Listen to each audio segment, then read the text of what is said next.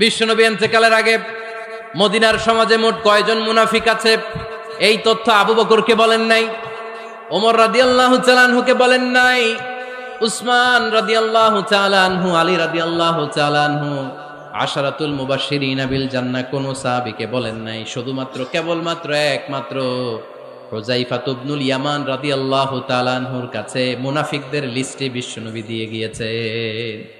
সুবহানাল্লাহ পড়েন। মদিনায় কারা কারা মুনাফিক কেউ জানতো না হুযায়ফা ছাড়া।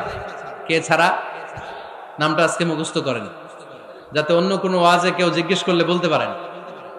মুনাফিকদের লিস্ট যে সাহাবীর কাছে বিশ্বনবী দিয়ে গিয়েছিলেন, সাহাবীর নাম কি? নাম? নামটা কেমন লাগে? ভাল লাগে?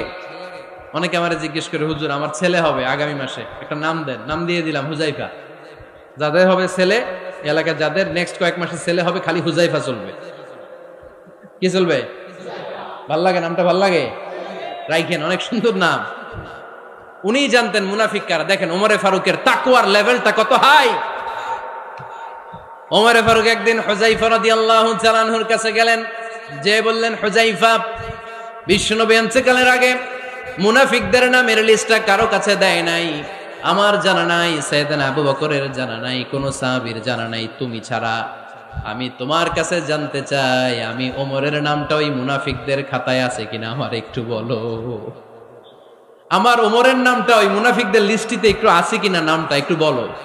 যদি থাকে আমি ভালো হয়ে যাব। আমি নেফাকি দূর করে পাক্কা মুমিন হতে চাই। আমার নাম যদি মুনাফিকের লিস্টে থাকে আমি তো শেষ। হুযায়ফা চোখের পানি ছেড়ে দিয়ে বলে, আমিরুল মুমিনিন, কেমন প্রশ্ন করলেন আপনি? আপনি বিশ্বনবীর শ্বশুর, এই উম্মতে আপনার পজিশন 3 নাম্বার। আপনারে মুনাফিকরা ভয় পায়, শয়তান আপনারে ভয় পায়।